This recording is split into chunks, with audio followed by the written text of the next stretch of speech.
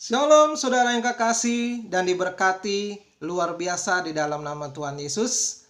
Pagi hari ini kita akan merenungkan beberapa kebenaran firman Tuhan yang terambil dalam kitab Kejadian 6 ayat 5. Ketika dilihat Tuhan bahwa kejahatan manusia besar di bumi dan bahwa segala kecenderungan hatinya selalu membuahkan kejahatan semata-mata.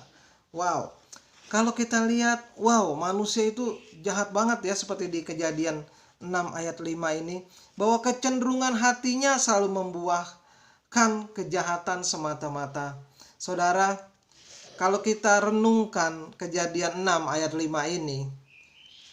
ini adalah bentuk manusia yang belum diubahkan oleh Roh Tuhan.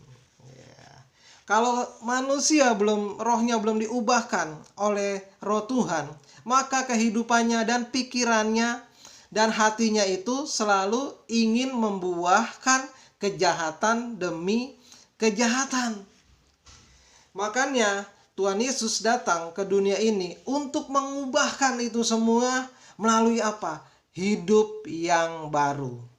Dengan hidup yang baru, manusia boleh mempunyai satu identitas yang baru. Apa saudara identitas kita sebagai orang percaya, orang yang sudah dilahirkan kembali? Maka identitas kita dan siapakah kita di dalam nama Tuhan Yesus? Kita di dalam nama Tuhan Yesus mempunyai suatu identitas yang baru, adalah sebagai anak-anak Allah. Kenapa kita disebut sebagai anak-anak Allah? Karena kita mempunyai roh Allah dalam kehidupan kita. Kalau orang mempunyai roh Tuhan di dalam kehidupannya, maka sifat, karakternya, pribadinya akan berubah 360 derajat. Kehidupan yang lama akan dia tinggalkan, memasuki dalam kehidupan yang baru di dalam nama Tuhan Yesus. Dan saya mau katakan, siapakah kita di dalam nama Tuhan Yesus? Kita adalah anak-anak perjanjian baru. Firman Tuhan dalam Roma 8 ayat 14 katakan, semua orang yang dipimpin oleh Roh Allah adalah anak Allah. Mungkin dahulunya kita sering merancangkan suatu yang jahat kepada orang.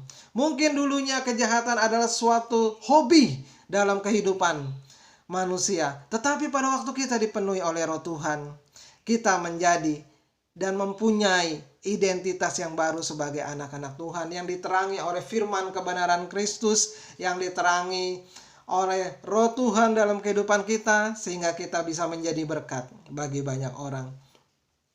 Dan banyak orang berkata, kok orang percaya banyak menuai kesulitan, kok orang percaya banyak kena musibah, kok orang percaya banyak hidupnya dalam banyak pergumulan. Saya mau kasih tahu pagi hari ini saudara, jangan takut tentang yang namanya persoalan, masalah, dan pergumulan dalam kehidupan kita.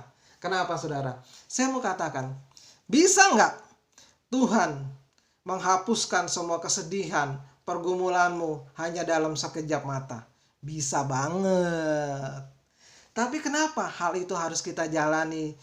Dan kita harus bersusah payah untuk melakukan hal itu semua. Saudara, saya mau kasih tahu, kalau Tuhan membuat semuanya mudah dalam kehidupan kita sebagai anak-anak Tuhan, hidup kita tidak akan pernah dewasa.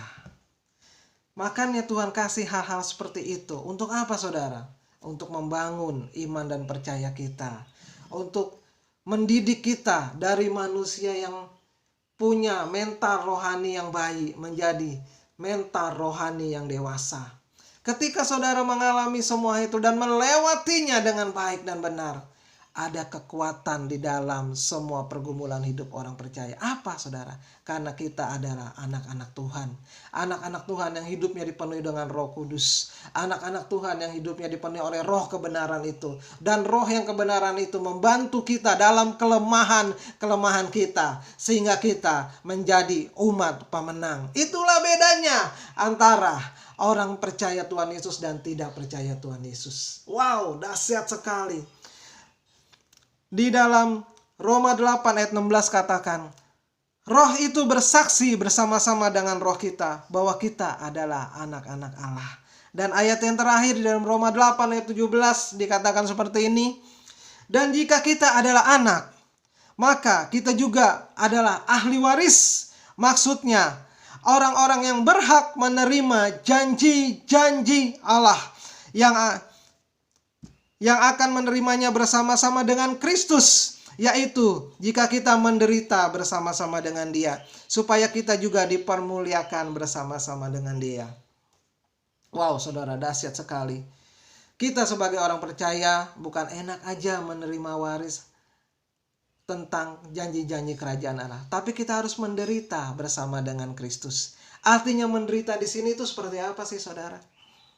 Menderita adalah menjalani semua proses iman melalui pergumulan kita. Pada waktu kita dalam kesusahan atau dalam masalah besar, masihkah iman kita berpegang bersama dengan Kristus? Disitulah iman kita diuji. Disitulah kemurnian hati kita diuji. Apakah masih ada Kristus dalam hatimu pada waktu engkau melewati pencobaan demi pencobaan di dalam kehidupanmu? Waktu kita melangkah, mengalami hal itu semua, melewati hal itu semua, ada satu kekuatan yang menopang dalam kehidupan kita, yaitu kekuatan bersama dengan Roh Tuhan. Dan saya mau katakan pagi hari ini melalui khotbah yang singkat ini, maju terus dalam Tuhan, karena di dalam nama Tuhan Yesus kita adalah anak-anak Tuhan. Anak-anak Tuhan adalah orang-orang yang didewasakan melalui masalah-masalah dalam kehidupannya. Dia akan menjadi Kristen yang dewasa, dan melalui Kristen yang dewasa dia akan menjadi umat pemenang. Saya mau kasih tahu sama saudara, waktu Daud melawan Goliat, orang yang besar, raksasa itu, saudara, apakah Daud mau lari? Apakah Daud terus berperang? Tapi Daud ambil satu langkah iman dalam kehidupannya. Hei, siapakah kamu yang menghina barisan tentara Allah yang hidup? Aku akan menghadapi kamu di dalam nama Allah semesta alam. Saudara, miliki mental-mental seperti Daud. Kenapa? Daud adalah orang yang diproses oleh iman di padang gurun, yang melalui penggembalaan 3 ekor kambing dan domba, dia sanggup mengalahkan raksasa yang ahli perang. Raksasa yang dahsyat bernama Goliat. Dia kalahkan dengan sekali lemparan batu di dahinya, dia jatuh. Kenapa? Daud disertai oleh kemuliaan Tuhan. Daud disertai oleh kemuliaan Roh Tuhan dalam kehidupannya. Mari saya mengajak pagi hari ini, identitas kita di dalam Tuhan adalah sebagai anak-anak Allah. Orang-orang yang dididik, ditempah, diurapi Tuhan untuk melakukan perkara-perkara yang besar. Saya mau berpesan, cari Tuhan selama engkau masih ada nafas di dalam kehidupanmu.